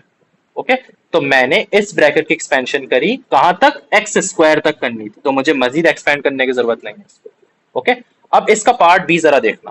Part B पे आपसे क्या कह रहे हैं, मैं यहाँ पे कर लेता हूँ कि पार्ट बी पे तुम्हें कोफिशिएंट ऑफ एक्स स्क्वायर मालूम करना है, लेकिन अब पूरी इस एंटायर चीज का। ओके ये देख रहे हो, और दोनों आपस में ब्रैकेट्स क्या हो रहे हैं, दोनों आपस में ब्रैकेट्स मल्टीप्लाई हो रहे हैं। तो आपको क्या करना है, देखो पहले तो मैं यहाँ लिख देता हूँ कि मुझे इस ब्रैकेट में से यस पूछे। सर ये वही चीज है ना जो IGCSE में हम लोग जो है वो एक ही ब्रैकेट को एक्सपैंड करते थे, वो मल्टीप्लाई कर करके। आप मल्टीप्लाई करके आप फिर कोफिशिएंट ऑफ एक्स स्क्वायर, जो टर्म देखो कोफिशिएंट ऑफ एक्स स्क्वायर का देखो मतलब यहाँ पे क्या है कि आपको ऐसा नंबर चाहिए जो एक्स स्क्वायर के साथ मल्टीप्लाई हो, लेकिन इन दोनों ब्रैकेट को मल्टीप्लाई करने के बाद, okay? इन दोनों ब्रैकेट की एक्सपेंशन में से। अब बहुत से स्टूडेंट्स यहाँ पे ये करेंगे कि इन दोनों ब्रैकेट्स को पूरा एक्सपेंड कर देंगे, तो अपना टाइम सेव करना है आपको, पूरा एक्सपेंड नहीं करना है यहाँ पे आप लोग को, ठीक है समझ आई बात। जैसे कि यहाँ पर मैं अगर आपको बताऊं, इसको तो एक्सपेंड सब कर सकते हो ना, ये तो होल स्क्वायर है, तो ये a minus B whole square की फॉर्म है, तो उसको तो मैं ऐसे ही कर लूंगा a square minus 2ab plus B square. ये बात क्लियर हो गई। तो ये कितना हो जाएगा 9 minus 6x plus x square. और लेफ्ट साइड में कौन सा ब्रैकेट है जिसकी एक्सपेंशन आपने करी थी, तो आपको दोबारा से करने की जरूरत नहीं है, बस इसी चीज की जगह यही चीज रिजल्ट लिख दो, यही रिजल्ट लिख दो। ओके यही रिजल्ट लिख दो, क्योंकि आपने इसी ब्रैकेट की तो एक्सपेंशन करी थी, तो हम क्या करेंगे यही रिजल्ट को लिख देंगे। ओके यहाँ तक बात क्लियर हो गई। अब जी सर, देखो हो गया। मुझे एक बात बताओ, मुझे क्या चाहिए, मुझे तो कोफिशिएंट ऑफ एक्स स्क्वायर चाहिए, तो मैं फिर सिर्फ ये बात बताओ 1 को मैं राइट साइड में किससे मल्टीप्लाई करूंगा कि मुझे एक्स स्क्वायर वाले टर्म मिल जाए। यस हुसैन आप बताओ मुझे। सर एक्स स्क्वायर के साथ। एक्सेलेंट, तो 1 मल्टीप्लाई बाय एक्स स्क्वायर, फिर बीच में लिखो प्लस, प्लस बीच में क्यों लग रहा है क्योंकि एक्सपेंशन कर रहे हैं हम लोग। ओके 8x को मैं किससे मल्टीप्लाई करूंगा, तहरीम आप मुझे बताओ जल्दी से, 8x को किससे मल्टीप्लाई करेंगे राइट साइड में कि सच दैट एक्स स्क्वायर की टर्म मिल जाए, -6x। -6x से कर जाएंगे। ओके अच्छा इसी तरीके से प्लस 24x स्क्वायर को किससे मल्टीप्लाई करेंगे राइट साइड में, जल्दी बताओ भाई मुझे, अंशर आप बताओ मुझे। 9। 9 से करेंगे, चलो तहरीम ने बता दिया मुझे। तो ये कितना हो जाएगा, एक्स स्क्वायर माइनस 48x², इसका भी रिजल्ट आप बता दो कितना हो जाएगा ये। 24 × 9 ये होता है 216, आई गेस, कंफर्म कर लो ना इसको। ओके, सही है। अब देखो सारे टर्म्स इन x² आ गई, सिंप्लीफाई करो, गेट योर आंसर। ठीक है, तो x² मल्टीप्लाई माइनस 48, कैलकुलेटर में चेक करो, 216 माइनस 48 एंड देन +1। ओके, 16 और कितना 32, I think it's going to be 168 + 1, 169 हो रहा है। ओके, विदाउट कैलकुलेटर देखना हो उसको तो देख लेना आप लोग। It is going to be 169, yes, हाँ 169 होगा। ओके, तो अब देखो कोफिशिएंट ऑफ x² क्या आ गया, जो x² के साथ मल्टीप्लाई हो रहा है, दैट इज 169। बात क्लियर हो गई? यहाँ तक किसी को कोई प्रॉब्लम है, कोई मसला, कोई इशू? नहीं सर। अच्छा, अब आप जरा सुनना, आपसे ये चीज अब आगे और थोड़ी डिफरेंट चीज में चलते हैं। ठीक है, जरा गौर से इस चीज को सुनना, ये बड़ी इंटरेस्टिंग चीज अब मैं डिस्कस करने वाला हूँ लोगों से ना। अब जरा एग्जाम्पल दो। अब आपके पास जरूरी नहीं कि इस तरह की चीज है ना, इस तरह के सवाल आएंगे तो सही, लेकिन अब उसके अलावा कौन कौन से टाइप के क्वेश्चन आ सकते हैं, जरा सुनना।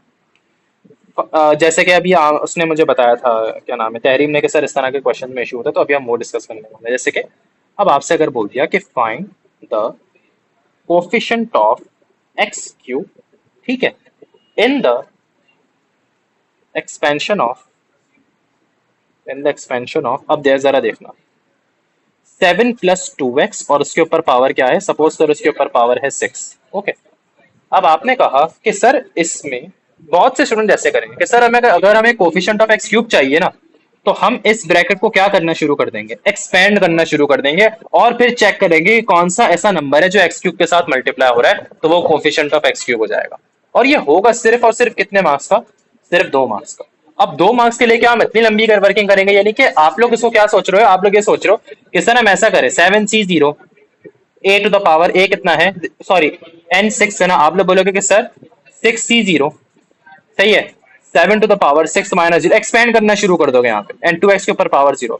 सर फिर हम करेंगे 6c1, 7 के ऊपर पावर 6 - 1 एंड 2x के ऊपर पावर 1। सर फिर हम करेंगे 6c2, 7⁻6 - 2 एंड 2x के ऊपर पावर 2।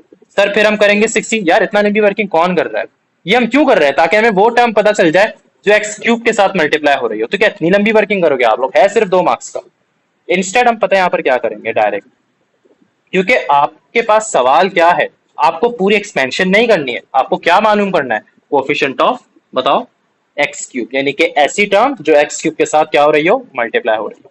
तो अब इसमें ना बहुत ध्यान से देखना, जब भी ब्रैकेट के अंदर whatever written inside the bracket, उसके अंदर अगर एक सिंपल लीनियर इक्वेशन लिखी हुई है, मतलब अगर आप देखो लीनियर इक्वेशन का मतलब क्या होता है, mx + c ना भाई, इसका मतलब ये कि x सिर्फ न्यूमिनेटर पे हो और कहीं ना हो, ना तो कहीं x² लिखा हुआ है, ना कहीं x³, कुछ भी ऐसी टर्म नहीं लिखी हुई, सिंपल सा बस सिर्फ x लिखा हुआ है, उसके साथ नंबर्स मल्टीप्लाई हो रहे हैं। ये बात समझ आ गई? तो आपको पहले इस तरह की चीज देखनी है। तो ब्रैकेट के अंदर कोई कॉम्प्लिकेट चीज नहीं लिखी हुई। कॉम्प्लिकेट कब होगा, जैसे जब लीनियर नहीं होगा। फॉर एग्जाम्पल अगर ये आ गया 2/x + x², इसमें से अगर पूछ लिया कोफिशिएंट, तो फिर कैसे निकालें कोफिशिएंट, वो हम आगे डिस्कस करते हैं। कभी अगर इस तरह का ब्रैकेट आ गया 2x² + 1/x, कभी इस तरह के ब्रैकेट में से पूछ लिया, अरे पावर 7 है लेट्स सपोज, कभी इस तरह से पूछ लिया कि कोफिशिएंट ऑफ कोई भी पावर कोफिशिएंट का निकालो, तो फिर हम डायरेक्ट नहीं करेंगे, ठीक है। लेकिन अगर ब्रैकेट के अनसाइड, जैसे कि पहले तो होल पावर कोई भी है, उसके इनसाइड अगर कुछ भी लिखा हुआ है और वो एक सिंपल लीनियर इक्वेशन लेके, सिर्फ एक न्यूमरेटर में तो x और कहीं पे भी x नहीं है, तो जो रिक्वायर्ड कोफिशिएंट होगा ना, देखो जो रिक्वायर्ड कोफिशिएंट, कोफिशिएंट किसका रिक्वायर्ड है, टेरिम किसका रिक्वायर्ड है, कोफिशिएंट 3 का कोफिशिएंट रिक्वायर्ड है, ऐसे ही, ठीक है, 3 का ही कोफिशिएंट रिक्वायर्ड है ना भाई। तो जो रिक्वायर्ड कोफिशिएंट होगा ना, वही r की वैल्यू रख देना, मतलब मुझे पूरा एक्सपेंड करने की जरूरत नहीं है, फॉर्मूला एक ही लगेगा, NCR, ठीक है, a⁻n - r एंड d⁻r। तो आप n की जगह डायरेक्ट 7 लगा दो, बोल दो कि भाई 7CR, 7 लगा दिया। कौन सा कोफिशिएंट चाहिए, x³ का चाहिए ना, तो सर r की वैल्यू डायरेक्ट हम 3 ही कर देंगे, मतलब पूरा एक्सपेंड करने की जरूरत नहीं है, 0 1 2 3 4 इतना एक्सपेंड नहीं करो। x³ के लिए चाहिए, ठीक है, किसके लिए चाहिए, क्यूब के लिए, तो r की जगह 3 ही रखो। लेकिन ये सिर्फ उस सूरत में जब ब्रैकेट के इनसाइड एक सिंपल लीनियर इक्वेशन लिखी हुई है। नहीं आया समझ? जब हम हाँ हाँ बोलो। जब हमें क्यूब निकालना हो तो हम 3 ही रखेंगे या 4 रखेंगे? नहीं नहीं नहीं नहीं, ये बात देखो ना, जहन में रखो। आपको दोबारा से 1 मिनट, मुझे दोबारा से क्वेश्चन पूछने, क्या पूछा था? ये हमने जब ये 3 रखना है r हम्म, को, तो जब हमने x क्यूब निकालना है तो हम 4 रखेंगे या 3 रखेंगे? 3 रखेंगे, 3 रखेंगे। आपको अभी ऐसा लग रहा होगा कि ये हमारी कौन सी टर्म है, या देखो इसमें आर उससे नहीं सोचो कि 5th टर्म 6th टर्म ये कौन सी टर्म होगी, आपको ये नहीं देखना इस पे कि ये कौन से नंबर पे ये टर्म आएगी। ओके, बात समझ आ रही? आपको सिर्फ और सिर्फ यहाँ पे ये चेक करना है कि पहले तो ब्रैकेट के इनसाइड देखना है, सिर्फ 7 + 2x, सिंपल लीनियर इक्वेशन लिखी हुई है। ओके, सही है, समझ आ रही है? तो आर की वैल्यू जो रिक्वायर्ड कोफिशिएंट के ऊपर पावर होगी ना, वही चीज यहाँ पे लिख देना। ओके, नहीं आया समझ में? देखो आ गई है समझ। आ गई, तो हम डायरेक्ट रखेंगे 7c3, 7 टू द पावर कितना हो जाएगा, NCR A to the power n - r, a किसके बराबर है देखो 7 के, एन बी किसके बराबर है +2x के, तो ये जाएगा 2x के ऊपर पावर r हो जाएगा। ओके, तो आप खुद सोचो 7c3, आप कैलकुलेटर से वैल्यूट करो 7c3 कितना होता है। आई थिंक 35 होता है, इसको कंफर्म कर लेना, मैं दिमाग में कैलकुलेटर कर रहा था इसको। 35 जरा कंफर्म करना हुसैन इसको।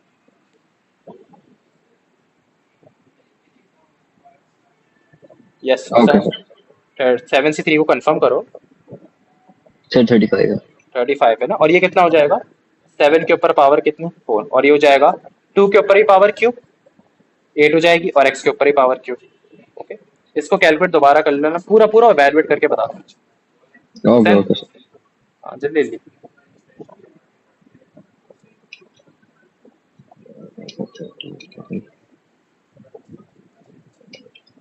सर ये तो 672 100 280 आ रहा है।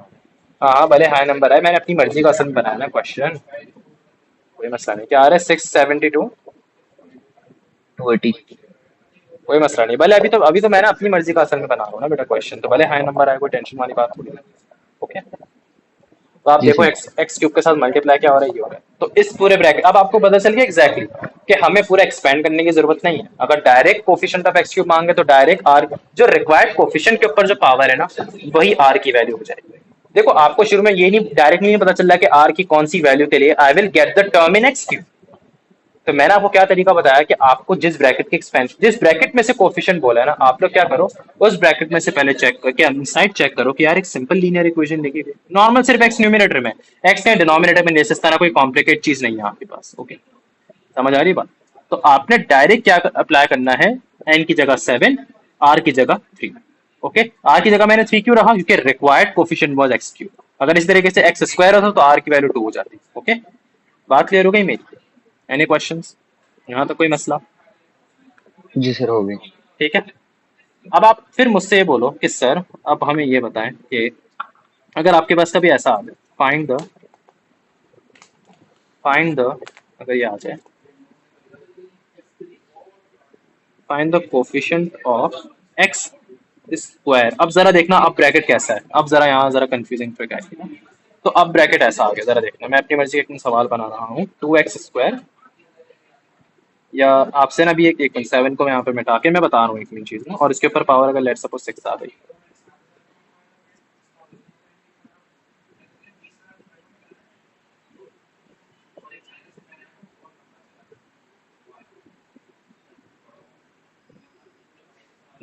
जस्ट अ मिनट ना, मैं एक मिनट सवाल भी अपनी मर्जी का बना रहा हूँ, तो आप लोग को 2 मिनट लगेंगे, 2 मिनट वेट करना पड़ेगा यहाँ पे।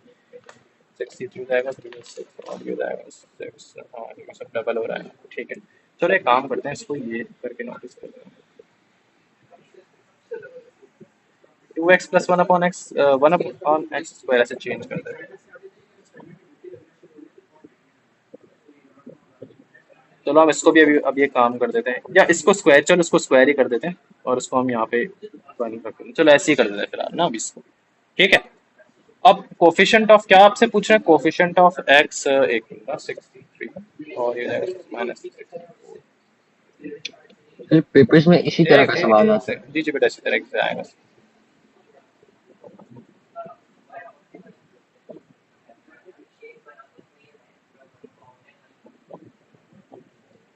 हम्म,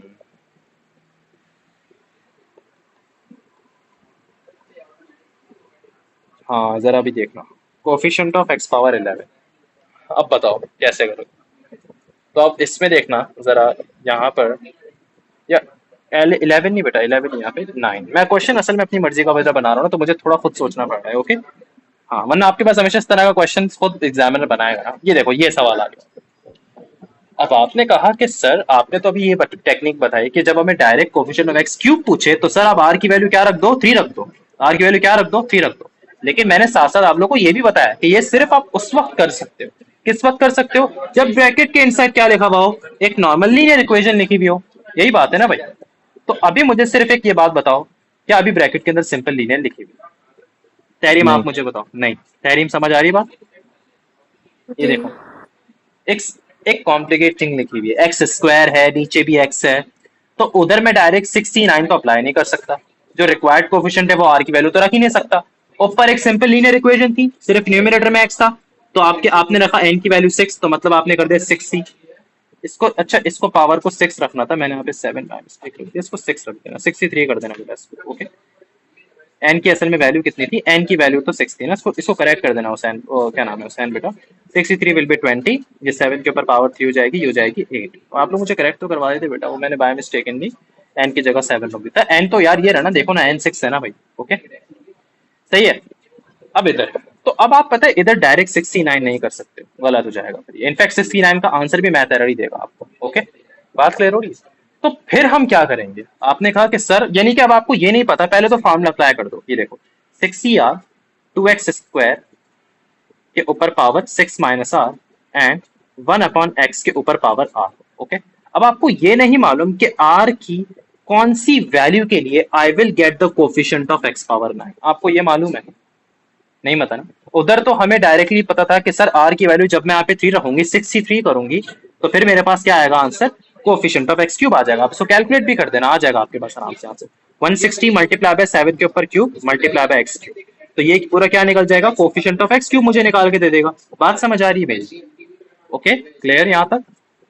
लेकिन यही सेम हरकत आप इधर नहीं कर सकते। क्यों? Because whatever written inside the bracket is not a simple linear equation, it's a complicate equation. Okay, तो इसके लिए आपको ये ढूंढना पड़ेगा कि आर की ऐसी कौन सी वैल्यू के लिए आई will get the coefficient of x power 9। यहां तक बात क्लियर हो गई? Any question? यहां तक कोई नो सर, मसला? कोई क्वेश्चन नहीं। नो? तो नो अब आर की वैल्यू को आइडेंटिफाई कैसे करेंगे, ये अब हम देखते हैं किस तरीके से। देखो बेटा, दो मेथड्स हैं। एक मेथड तो डायरेक्ट मेथड होता है, और एक मेथड जरा इस तरीके से होता है। ये ज्यादा अच्छा आप लोग को समझ में आएगा, और यही अप्लाई करो, क्योंकि एग्जाम में कंफ्यूज हो जाओगे। अब मैं आपको एक मेथड यहाँ पर समझाता हूँ, और वो मेथड क्या है? Finding the value of R वाला। The finding the value of R वाला, ये शायद आप लोग ने समझा होगा अपने सर, आप लोग को सर ने आपको पढ़ाया होगा, हो सकता है ना भी पढ़ाया हो, डायरेक्ट करवाया हो, लेकिन ये मेथड सीख लो तो बहुत काम आएगा। देखो, हमने जो यहाँ पर फार्मूला लिखा है ना, ये पूरा देखो, ये बायनॉमियल एक्सपेंशन का फार्मूला है। देखो, मुझे पूरे एक्सपेंशन नहीं करनी, I just have to find the coefficient of x power 9 इस ब्रैकेट की एक्सपेंशन में।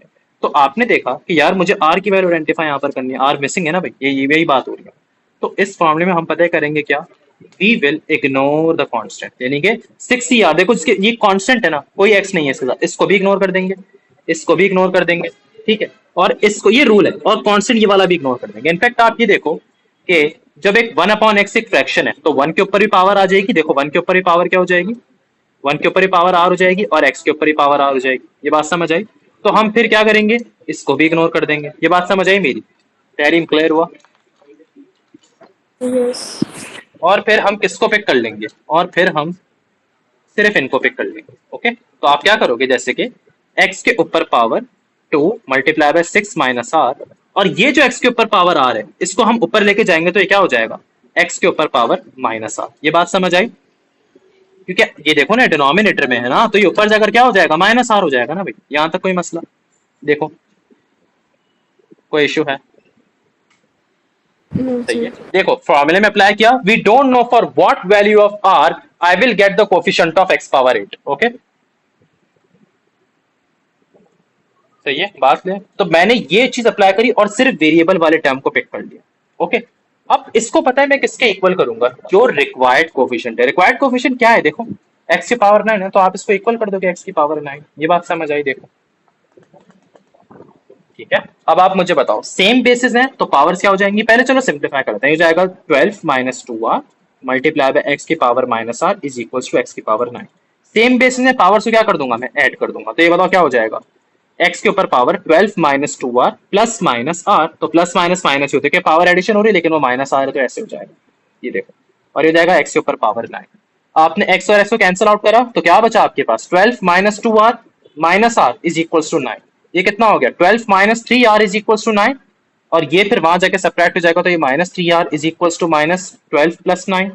और मुझे बताओ कि यहाँ पर minus 3r is equals to minus 3, ठीक है।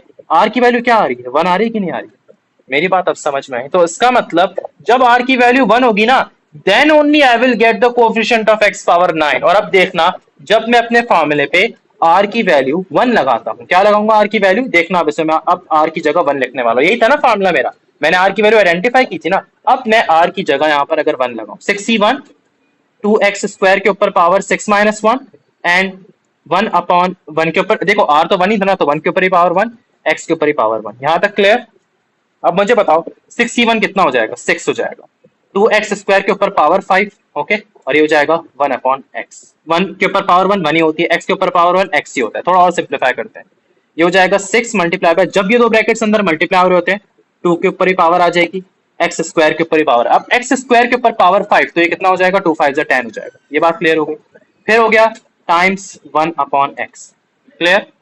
2 के ऊपर पावर 5 कितनी होती है 32, तो 6 मल्टीप्लाई बाय 32, नीचे x की पावर 1 है, सेम बेसिस है, पावर्स क्या हो जाएंगी सब्ट्रैक्ट हो जाएगी, तो x के ऊपर पावर 10 माइनस 1 कितना है 6 2 12, और ये आपके पास 192।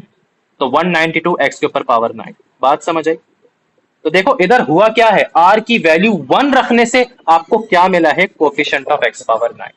अब इसी तरीके से अगर एक और चलो लास्ट एग्जांपल देख लेते हैं, अगर ये कुछ इस तरह का सिंपल ब्रैकेट लिखा होता एग्जांपल, जरा देखो अगर ये चीज लिखी हुई होती 2 प्लस, सपोज करो कि ये अब सवाल है 2 प्लस ax के ऊपर पावर 5 है, ओके, और आपसे कहा the coefficient of x cube is, let suppose आपको बोल दिया इज 20, ठीक है, और फिर आपसे कहा फाइंड द वैल्यू ऑफ ए, क्या बोला कि फाइंड द वैल्यू ऑफ ए,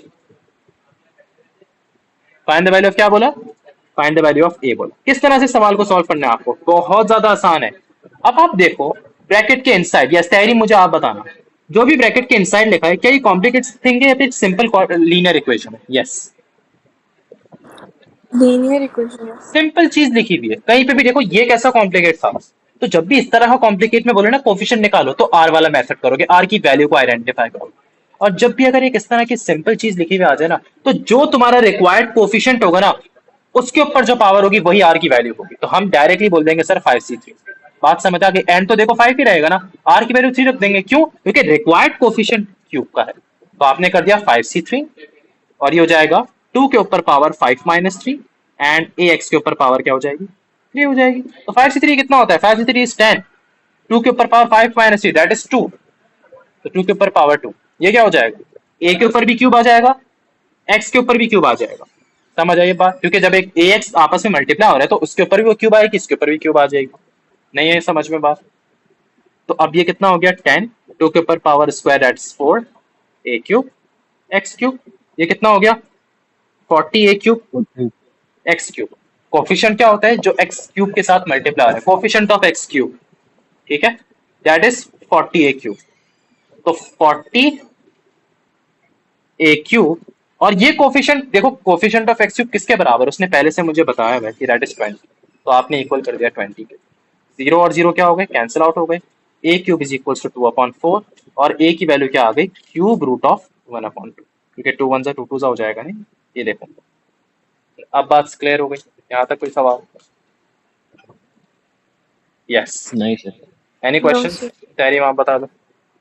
नहीं। तो याद रखो एक सिंपल इक्वेशन है उसमें बोले कोफिशिएंट ऑफ x क्यूब निकालो या कोई से भी पावर कोफिशिएंट, तो आपको सिंपल क्या करना है n, ठीक है, c जो रिक्वायर्ड कोफिशिएंट है वही उसके ऊपर जो पावर होगी वही आप r की वैल्यू रख देना। लेकिन अगर कभी इस तरह की चीज आ जाए तो आप क्या करोगे, r की मेथड r की वैल्यू को आइडेंटिफाई करोगे। r की वैल्यू का मेथड बहुत आसान था, एक दफा दोबारा से हम यहाँ पे देख लेते हैं कि we will ignore all the constants over here, देखो 2 को भी आप यहाँ पे हटा दोगे, 1 को भी आप यहाँ पे हटा दोगे, ठीक है, सिर्फ और सिर्फ इनको पिक करेंगे, इसको, और ये तो x डिनोमिनेटर में था, इसको न्यूमिनेटर में लेके आ जाओगे तो x की पावर माइनस r हो जाएगी, और फिर इनको मैं मल्टीप्लाई करते हुए साथ लिख दूंगा, और फिर किसके इक्वल करूंगा जो required coefficient that is x power 9, okay. Same basis की पावर सेट किया, कैंसिल आउट किया, आर की वैल्यू पता चल गई। ये method of finding the value of r है। फिर अपने मेन फॉर्मूले पे आर की वैल्यू की जगह क्या लगा देंगे 1। तो देखो आर की वैल्यू 1 रखने से मेरे पास क्या आ गया, कोफिशिएंट ऑफ x पावर 9 आ गया। ओके, तो ये पूरा कॉन्सेप्ट था, दैट्स इट। अब कल की, अच्छा नेक्स्ट क्लास में देखो क्या होगा, नेक्स्ट क्लास में आप लोगों से थोड़ा सा कॉन्सेप्ट, एक दो चीजें और हैं, बस वो डिस्कस करके फिर हम इंशाल्लाह 5 पेपर्स करेंगे, इसके सारे लाइन से लगातार 5 पेपर्स करेंगे। ठीक है, सही है ओके। गाइस। चलो यहीं तक रखते हैं अपनी क्लास को, और इसकी रिकॉर्डिंग में जल्द जल्द इसको अपलोड कर देता हूँ यूट्यूब पे।